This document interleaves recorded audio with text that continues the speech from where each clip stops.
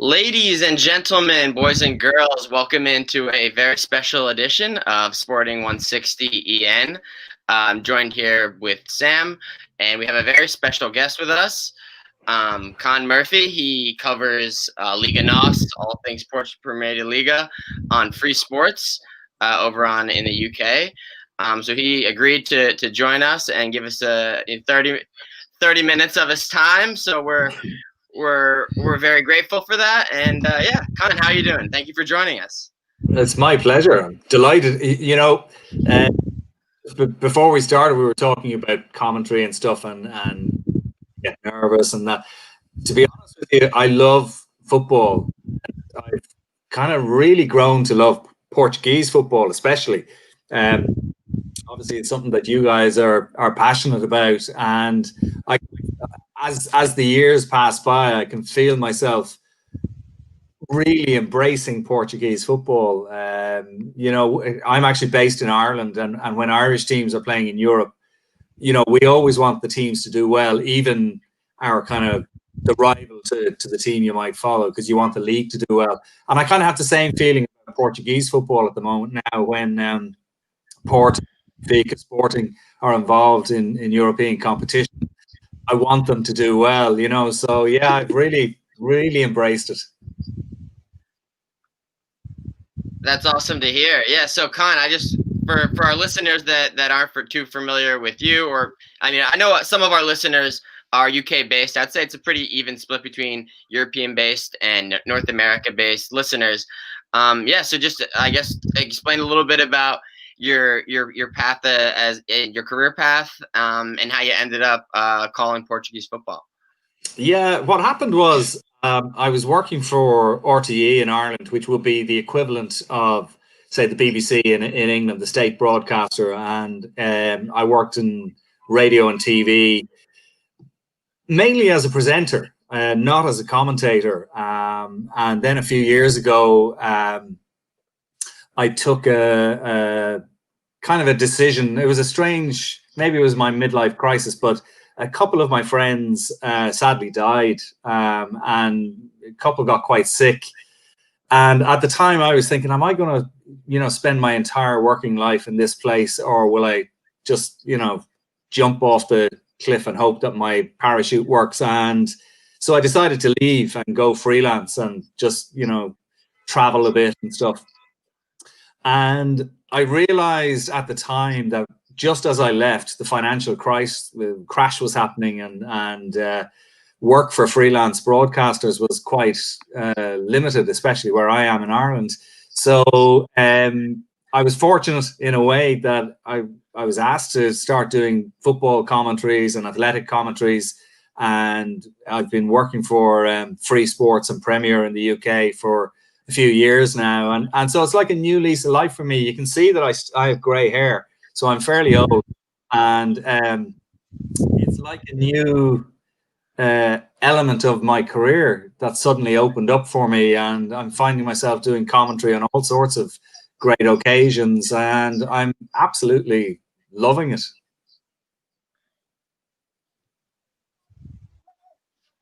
Cool. I'll go with the next question. Obviously, you mentioned about being from Ireland and growing up there. In terms of football, what was your team growing up, and who was your sort of favourite players? It doesn't have to be from Ireland; it could be from anywhere. So, who was your favourite team or favourite player growing up?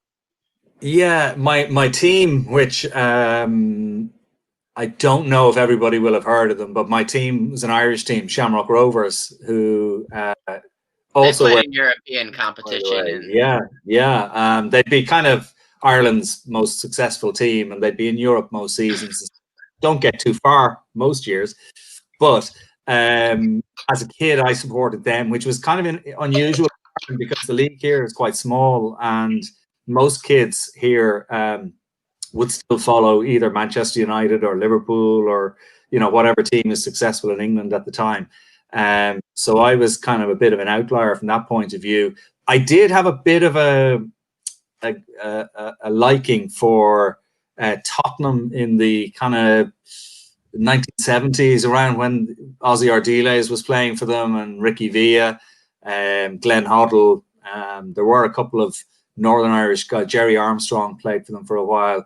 But that was just a little phase I went through. I didn't really. Shamrock Rovers has always been my team. So yeah, we have kind of something in common, because the green and white hoops, it's not the most regular jersey that you're going to see around the place, but our two teams both playing green and white hoops, and maybe at some point there'll be some sort of a relationship between Shamrock Rovers and Sporting, between the fans and maybe between the clubs even, because Rovers are now, they're in the Champions League next season, and they played AC Milan this season in the Europa League, just lost 2-0. So, who knows? Okay, Chris, do you want to go with the next question? Yeah, for sure. I just a side note, I'm pretty familiar with Shamrock Rovers. Yeah, and there's another, I think Dundalk also was in Europe. Yeah. Initial qualifying. The group phase of Europa League. Yeah, I root for the Irish teams. Usually. Oh, good man. So I guess my next question is kind of what I guess commenting wise, is there a specific game that you recall that was a game that always have a memory of you, or let's go with that.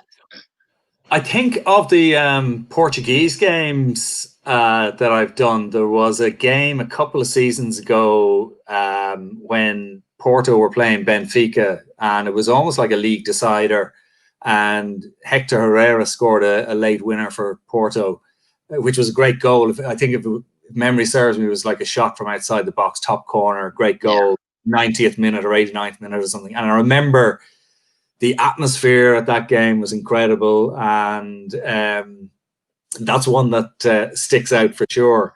But actually, it is the biggest cliche in football, but it is a case of taking each match as it comes. I kind of look forward to the next match that I'm going to do. I mean, tomorrow we're doing the Super Cup between Benfica and Porto as well.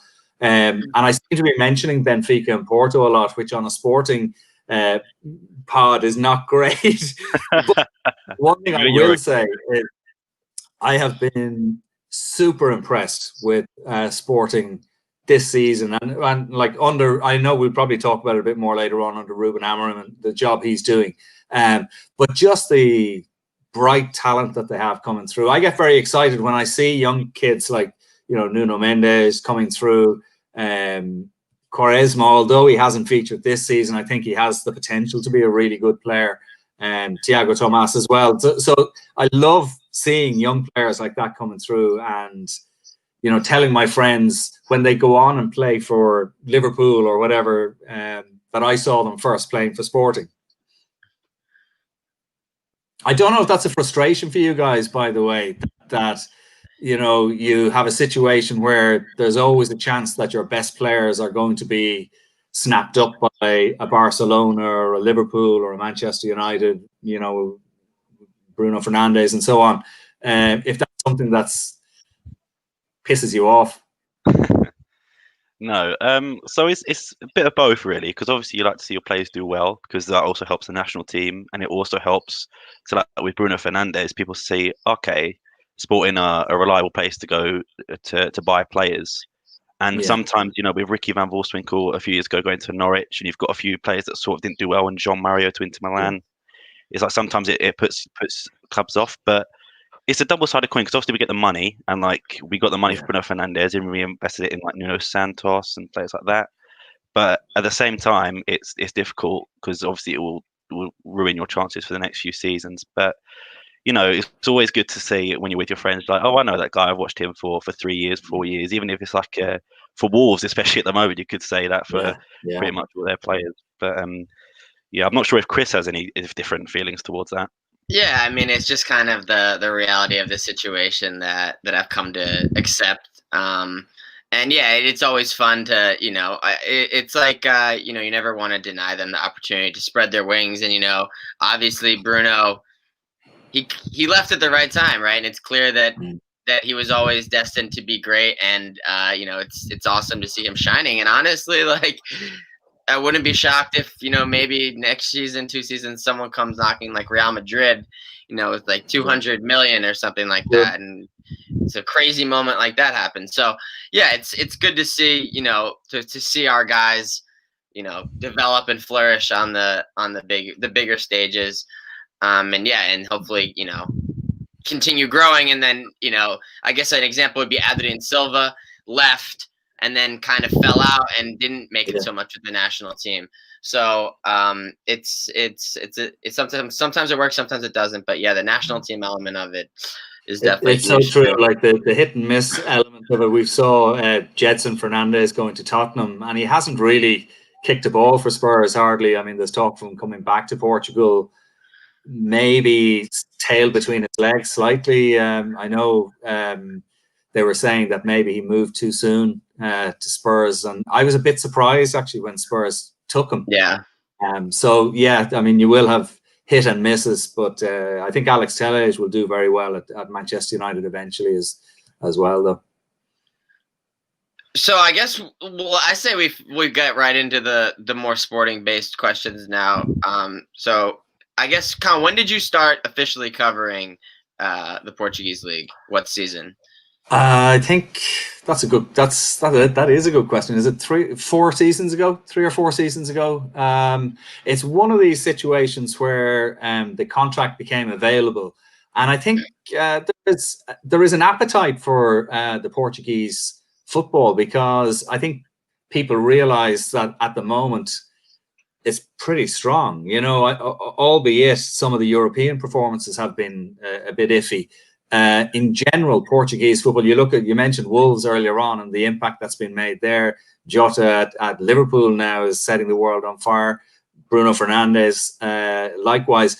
So I think the figures were good. Like, they realized that, people want to watch these, particularly the big three, So Benfica, Porto and Sporting regularly feature. And so I don't know the ins and outs of it, but I'm pretty sure that it's going to continue for another while as well. Premier Sports, I know, have La Liga now, the Italian football. They sometimes show a bit of Portuguese as well. So yeah, I mean, I've been doing it for 4 and hopefully many more. When you say 4 years ago, I'm going to bring this up. I know there's a lot of it's a sour patch for sporting fans, but when the attacks happened on the academy, I'm not sure if you're too familiar, but I believe that might have been either the first or second season you might have commentated. Yeah, I'm not sure how much you know about it, but what were your thoughts as sort of a professional, as a commentator, or just even a fan of what happened? And do you think it affected the Portuguese football in general or not? Well, just from an outsider's point of view, because we were just reading about it in the press, I still to this day don't really quite understand what that was about. Anybody who calls himself a supporter of a team and then goes and physically attacks players as they're preparing for a really big game, to me that just didn't add up. If you're annoyed at the board, if you're annoyed at certain players for not, maybe putting in the effort, whatever that might be, boo them, bring your banners to the games, do whatever. But to actually go to the training ground and attack them, I was so surprised when I heard that. And I kind of thought, those players are going to have a discussion after this in the dressing room and talk about, what are we doing? Putting this jersey on, wearing this badge, representing these so-called fans. And I just wondered, would it affect the players' desire to play for the club? And I know there was talk at the time of some players just wanting to get out of Dodge and just put it all behind them. I'm actually really interested to get your perspective on it as fans, because obviously there must be fans forums and stuff like that, which I wouldn't be that aware of. So I don't know the ins and outs of it, but I must say at the time I was really, really shocked. I'll offer of my insight, and then I'll pass it to Chris. I agree with you that the attacks were disgusting. I think most, if not all, sporting fans would agree. I know there is a bit of animosity to the players who chose to leave because originally they cancelled their contracts, and then Yeah. it was so obviously Sporting had to try and get the best price they could, but even if they couldn't, like, we wouldn't make any money. So I know to the seven, if I can remember any, Chris will let me know. But there's William Carvalho, Rui Patricio, Rafael Leao. Who am I missing, Chris? Bruno Daniel Podence, Fernandes, Daniel Podence, Bruno Fernandes, Bastos, Ruben Ribeiro. and Bastos. So Bruno Fernandes and Bastos, in my opinion, were sort of respected because they re-signed, and Bastos, I believe, was the only one to actually get hit. So I think we all sympathise with Bastos if he wanted to leave. But at the moment, the players that we mentioned just aren't a part of our history as far as we're concerned, because although I agree, traumatic time, and I could never put myself in those shoes, for William Carvalho and Rui Patricio especially, the captain sort of we felt they just walked out, and I know it was traumatic, but in a way they didn't really care what will happen next to Sporting. If Sporting went bankrupt or whatever, in my opinion, it was like they didn't really care. But I don't know if Chris thinks differently, but that's how I feel. But obviously I think the attacks were stupid, and I agree with you. They weren't Sporting fans, they were thugs. But I'm not sure if Chris has any other ideas. No, I agree with everything Sam said. And additionally, like, behind the scenes, so I don't know how many of them there were. Let's say 20. 20 idiots. Basically, right after it first happened, I'll give you like the 1 minute summary version because I know we're tight on time. Like, there was a lot of speculation in the media about like the president of Sporting had planned the attack, and there was this grand conspiracy for the attack to happen. And then basically what a year-long trial and text messages showed was that these idiots just organized it themselves and just went in there rah and did it, and there was no grand scheme and there was no leader. And basically the events that set off this chain reaction, the players rescinding, the president was already on like unstable ground, so this basically was what served as the final nail in the coffin to depose him. So then looking back, some people were saying like, oh, like this was just cynically these idiots did the attack, and then these guys used it to get the money. They wanted to leave the club anyway, so they just used it as their opportunity. They wanted to get rid of the president, so they just used this as the opportunity and said that he planned it. So yeah, it was a really dark year for Sporting. In the immediate it was very turbulent after that. There were waves after. All right. So for example, Rui Patricio, you reckon he used this to leave and organize a better contract for himself at Wolves because they weren't going to have to pay the sort of money that they would normally have to pay for him? Yeah. Well, from what I remember, and I believe it's true. So when the attacks happened, Wolves made a bid to try and sort of capitalize, and I believe it was either 14 or like 18 million, and the president at the time, Bruno Fernandes, said no. And after that is when Rui Patricio rescinded his contract. So that is also why everyone thinks it's a contract and money issue. Yeah. It is a pity though, because as you say, if it's 20 headbangers, it's worldwide news, and it's kind of something that people kind of think about when they think of Sporting now, which is so unfair to the thousands and thousands of brilliant supporters they have. Because I mean, you guys know as well as anybody, the fans in Portugal are so passionate, and they make such great noise and create wonderful atmospheres in the stadiums that it's a pity in a way that those guys did that, and it is something that people still remember, even if it is only 20 of them or whatever. Yeah. So I think that this is also a good time for the next question to kind of shift, because I think that the attack, basically over you say you've been covering for 4 years, the attack was 2 years ago. I would say it's basically right in the middle. So I would describe like the Sporting that you've seen in two stages. You saw the pre-attack Sporting, which was like the Bruno Fernandes, the Bas Dost, the William Carvalho, that Sporting.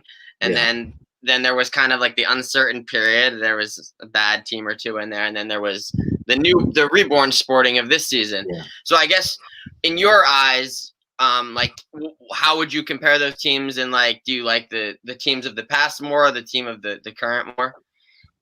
I think the team at the moment is far and away the best sporting team that I've seen, even though you've lost the likes of Bruno Fernandes. I thought when Bas Dost was in the team, although he scored lots of goals, and I mean, he's still scoring goals in Germany, I thought everything, the game was a bit predictable. You know, he was the big guy up front, and he was always going to be the big target man, and, you know, he'd score a few headers, and he, like, in fair play to him, I think there was one season, did he score 24 or 25 goals or something like that? You know, so he was a great player for Sporting.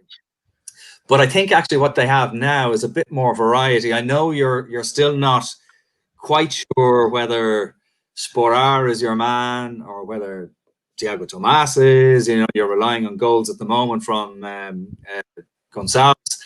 So you haven't got that kind of big target man, and yet you're playing great football. I think Nuno Mendes is, of all the young players in Portugal at the moment, I think you've got the gold diamond there. Do you have a gold diamond? No, there's no such thing as a gold diamond, but you have the gold nugget. Because I mean, I know he's signed this new contract now this week, and the exit clause is 70 million, and I think he wants him. They should be paying that kind of money because he's so young. They're going to get years out of him. The way he came into the Sporting team last season, as soon as I saw him play, I said, this guy is just brilliant. He had confidence. I think he was only 17 at the time. And just sheer confidence, great energy, good passer. He just ticked an awful lot of boxes. And at the same time, Quaresma came into the team and looked $1 million as well. Although he did then play a couple of games where he made a couple of mistakes, and I kind of felt like he maybe affected his confidence a bit. And obviously he's been injured this season, and then he hasn't been in the team. They've been very solid at the back, so why would they change it? But again, he's only, what is he, 18, 19, 18, I think. So, you know, he's got years of learning to do, and he's going to be a really good player as well, I think. And Tomas is still only a teenager. The one guy I really like every time I see him, even though he's not getting a huge amount of game time, is Daniel Braganson. I think he looks really, really good. He is loved by our fans. I think he's. Is he? I'm not surprised. He's one. He does, like you said, doesn't play a lot, but our fans love him, including myself. I think he's a fantastic footballer. I think he's a great prospect. I really do. I think maybe they're right to kind of ease him in and not overexpose him too early, you know. And again, because they're winning and they're top of the league and they're doing so well, there's no great incentive to radically change the team at the moment anyway, you know, because it's a winning team. But I think he's going to be another, like, he's the one now at the moment. People will often, like buddies of mine and stuff, will say, you know, who are the guys in Portugal we should be looking out for? And Nuno Mendes is always top of my list at the moment. But Braganza, I say, keep an eye out for this young kid, because he's got a wand of a left foot, and he's an intelligent player, and I think he's another, you know, little star coming through for Sporting. The youth system in Sporting is, you know, it's proving very profitable. You have a lot of good young players coming through, and Amorim is brave enough to put them in the team and give them game time, which I think wasn't happening before he arrived. So he deserves a lot of credit for that as well, I think. You mentioned Ruben Amorim there, and I know you've done a few Braga games on Free Sports. What was your initial reaction when Sporting activated the 10 million clause to make him a manager? Do you think at the time, do you think it was a good decision? Do you think it was a risk? I would love to know your thoughts on that. At the time, I kind of raised my eyebrows a little bit, only because of not because I didn't think he was a potentially a great manager, but just I kind of thought, Jesus, that's a lot of money to be, you know, splashing around on a coach. You know, coaches come and go so quickly. And then I kind of thought, well, you know, you might pay 15 million for a midfielder or 20 million for a centre back, or, you know, they paid 6 million for Sporar, 7 million, whatever it was for Sporar.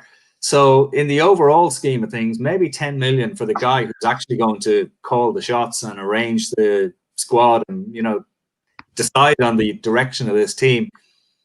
it's not actually that much. And I mean, for me, it's been a brilliant decision by the board, because that price tag might have put some clubs off. But you could tell he was doing well with Braga, and winning the League Cup with them was already a sign that this guy is a winner, and obviously he had a lot of international experience as a player and stuff. So, like, taking any young coach in his 30s is always a bit of a gamble, I think, for a big club. But Jesus, this is one gamble. Touch wood so far. That's really off for Sporting. I think the board deserves a bit of credit for that. Yeah, for sure. We definitely had similar reactions at first, and I guess the way we look at it now is if they qualify for the Champions League automatically, which is top 2 this season automatically, and then third is the playoffs. So assume they get top 2. And Mourinho basically paid for himself, I guess you can think of it that way, and then some. Oh, absolutely. So it's looking like it was. I don't think that him performing even perhaps a little bit better than they thought means that it excuses the potential recklessness at the time. But yeah, he definitely is a great manager for the future. There's one question. I think the one thing he is going to have to do, by the way, though, is just learn to zip it on the sideline. Cards in 10 matches is not a great stat. And I've Sergio Conceição, I think, has been sent off maybe twice this season as well, if I'm not mistaken. So they're obviously clamping down on that a bit, because that wasn't such a big feature previously. But he doesn't want to get sent off a third time this season, and no matter how passionate he feels about things, he is going to have to just cool it a little bit, I think, in terms of his verbals with the match officials, because they don't seem to be taking much this season for them to whip out the red card for the officials on the side. And we saw it again at the weekend as well. Who was it? One of the club officials was sent off for against Benfica, was it? Was that? Yeah. The one of the guys on the bench got his marching orders again. So yeah. Yeah, we definitely. That's also a perfect segue into what I was going to ask you about next.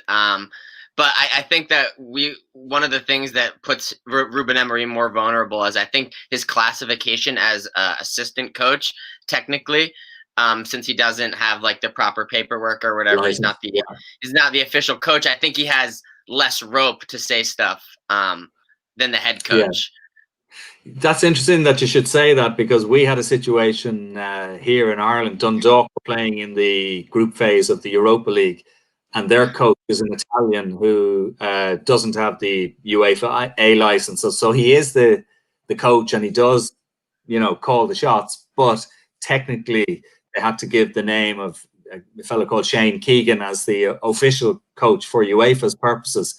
And Dundalk were fined €50,000 for having their coach in the technical area during the game, which is kind of bizarre, because he is the coach, but yet he has to sit in the stand behind the dugout. So that is one of the kind of little anomalies. But I presume Ruben Amorim will probably get his license fairly soon. Yeah, the last I read is that he's scheduled to take like the next class, like this spring. Yeah. So I think COVID might have, certainly in Ireland, COVID delayed the A license course, as far as I know. But soon enough. Yeah. So the next thing I wanted to ask you about, it's been a hot button topic in Portugal. I don't know how much you pay attention to like Portuguese media consumption, but it's been the refs. The refs have been the hot ticket the past couple weeks. They're always at the center of controversy in Portugal. They're in fashion right now to talk about the refs. As an outsider, what have you thought about Portuguese reffing overall? And what have you thought about it this season, specifically these incidents recently that have caused uproar? Yeah, I would say, you probably won't like this, but I would say that the standard of refereeing in Portugal is actually pretty good. I have seen a few decisions over the last couple of seasons that turned my hair grey. I used to have black hair. But some of those decisions are actually dictated by the new laws of the game. You know, I get so frustrated when a guy slams a ball into a defender's hand who's standing, 2 yards away from him, and a penalty is awarded because the ball has hit the hand of the defender. And I can understand why the guys on the bench and the players are, giving out yards about the fact that this penalty has been awarded. But the referee's hand in that situation is tied because he has to apply the letter of the law. I think the law is stupid, but that's how it is at the moment. There are other grayer areas then, like the game at the weekend where the penalty was awarded. Fedal was clattered by the goalkeeper. They would argue that the goalkeeper was making a genuine attempt to get the ball and he just hit Fedal. But again, I think the referee in that situation made the right call, that it was a penalty for me. Was it a second yellow card and the goalkeeper had to be sent off? That was harsh in my book. I thought the sending off of Gonçalves a couple of weeks ago was ridiculously harsh. And I've seen another decision this weekend, a straight red card for who was it? João Pedro in one of the games for Tondela, which I thought was a crazy red card. So yeah, I mean, papers and media and people like us love controversy and love talking about refereeing. But I mean, I'd be interested to get your views. I would give the referees in Portugal a pretty high mark, which in the context of the controversies that are going on at the moment mightn't be the thing to say. But overall, I would say most of them are pretty good. Chris, do you want to give your opinion on that one first? Yeah. I'm bracing myself.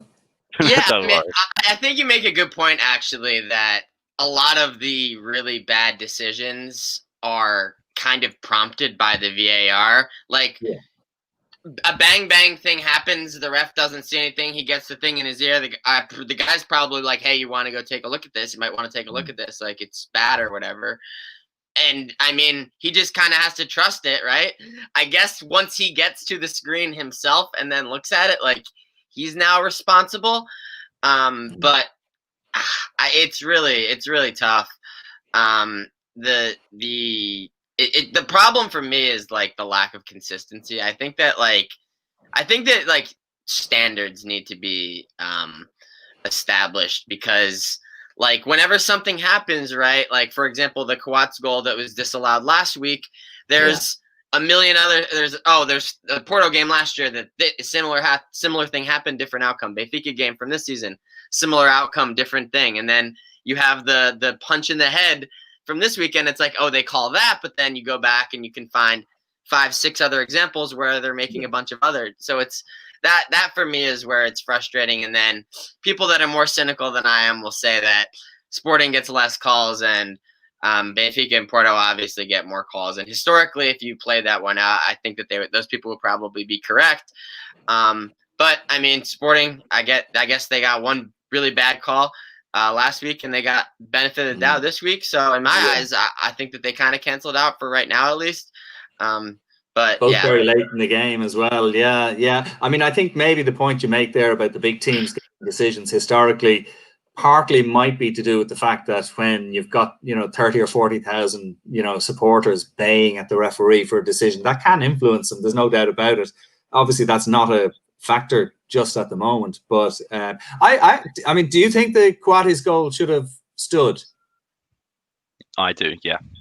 I think it should have. I think that the contact with the goalkeeper was just with VAR. It's like his arm just brushed the butt. Like he didn't shove him or anything. And at the same time, he's the one that's getting pushed into the goalie, and he just brushed up against him. Yeah, I thought that was a really close. It could have gone either way. For the drama at the end of the game, I was kind of disappointed that the goal didn't stand. Yeah.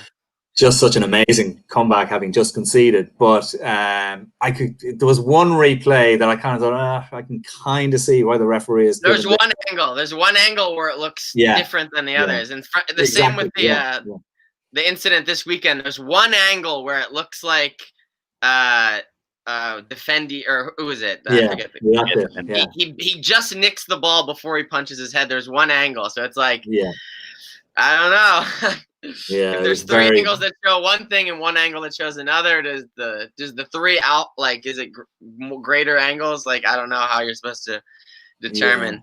Maybe they do even out over the course of a season. Like as you say, you didn't get one the previous week, so it kind of probably does balance out a bit over the course of the season. But overall, I mean, there's been a few offside decisions over the course of the season as well, and I kind of get a bit of a headache when I watch some of those, 2 centimeter decisions. I kind of think it just, I don't know. I'll let you in on a secret. Okay, I've never said this to anybody actually.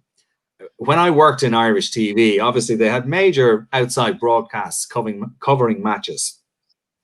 And the technology that they were using, now this is a few years ago, but it was very similar to what's being used now, to decide the line of, where a defender's hip was or his knee or something, could be manipulated by the person in the van marginally, but enough to maybe change a decision. So even the VAR application, I think, could be slightly grey. When it comes down to a decision that's, 5 centimeters or 8 centimeters or something like that, I don't believe in it. I just don't believe in it. And especially when you don't have the perfect angle, right? You're looking slightly behind. How can you even draw the lines? Because this isn't right on, Yeah.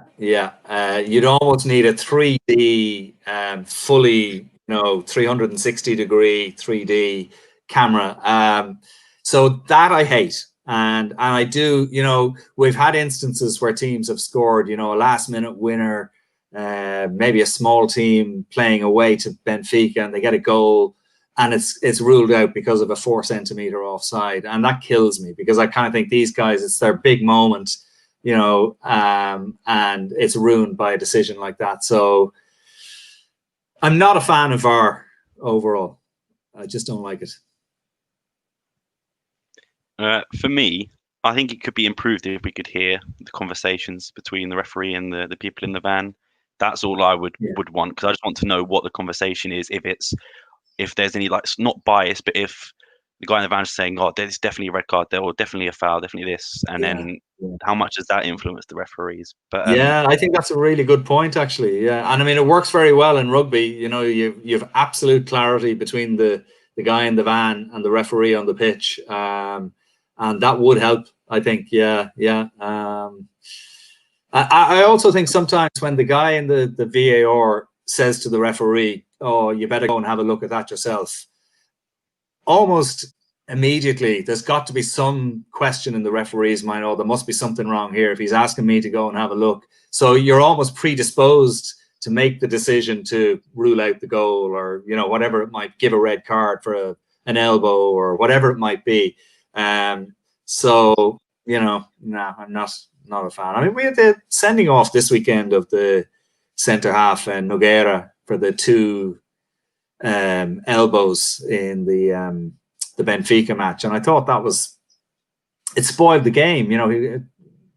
Gil Vicente were playing well, and in the space of 5 minutes he goes up to jump with the striker for a ball, catches him both times with his arm, but neither time kind of aggressively used his elbow or anything, just hit him with his arm.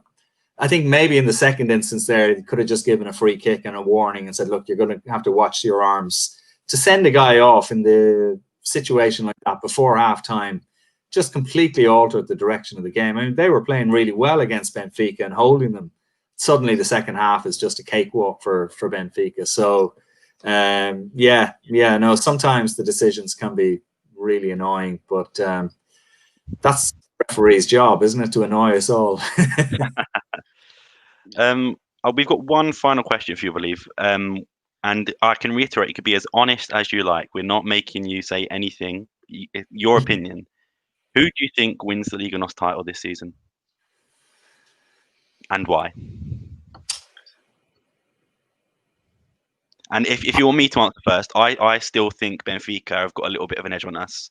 So if that helps you make a decision, like you're not going to upset anyone, because I think we all at the start of the season said Benfica or Porto. So, and I still think maybe Benfica can edge it. But what do you think? Well, I would rule Benfica out, purely because they've been defending really badly this season. I think Otamendi hasn't been a successful signing so far. He hasn't settled in at all, and he looks wobbly every time I see him.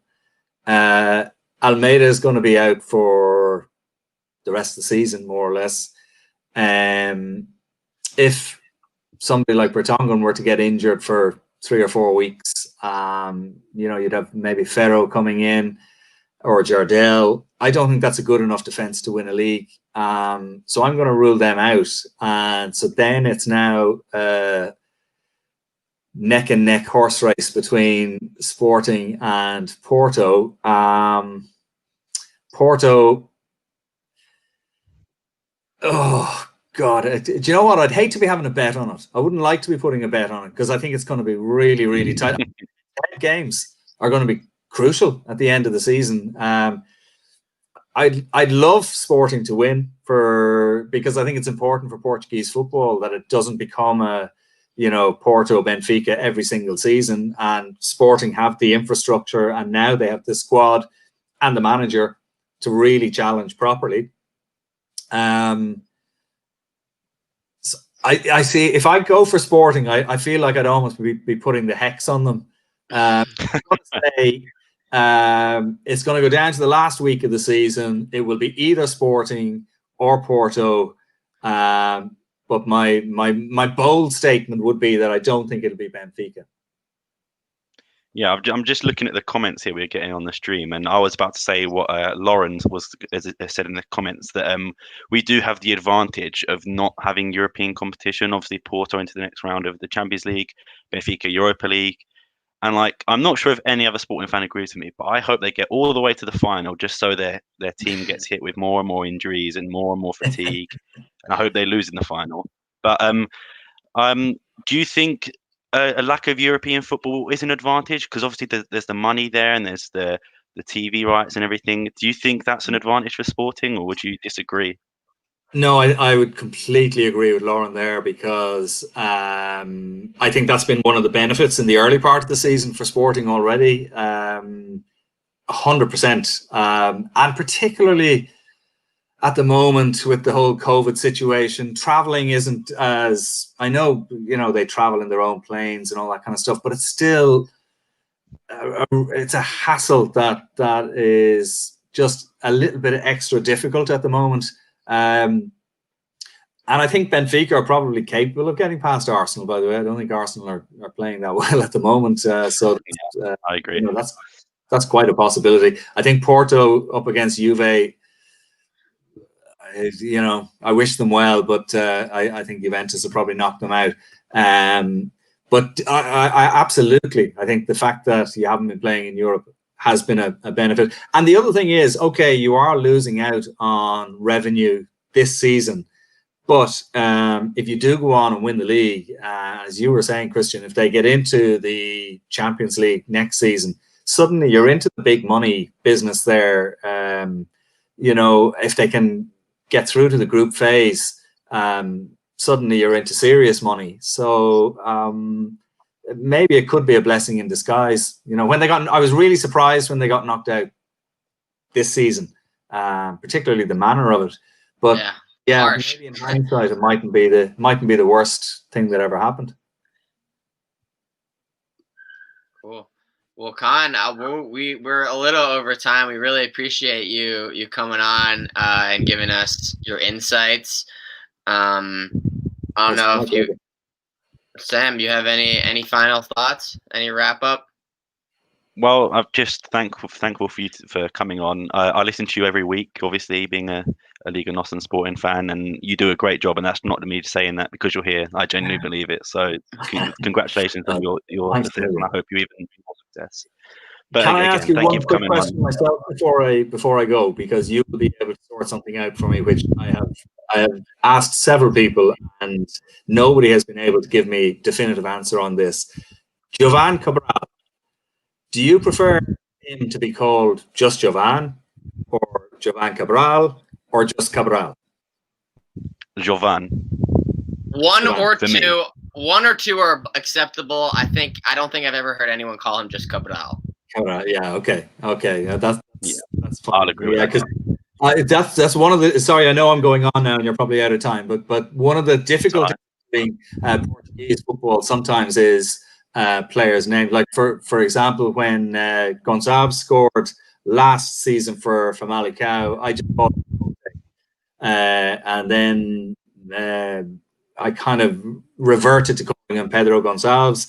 In fact, I was calling him Gonçalves for a while, and I was told that's not the Portuguese pronunciation. So I'm learning all the time. But yeah, it's not. Sometimes it's not so. There's no John Smiths playing in Portugal, that's for sure. But listen, it's great talking to you guys. I really appreciate it. Thanks a million for watching, and hopefully you'll have a great season ahead. I think if I was a Sporting fan, and I kind of, white hoops, I love the green and white hoops.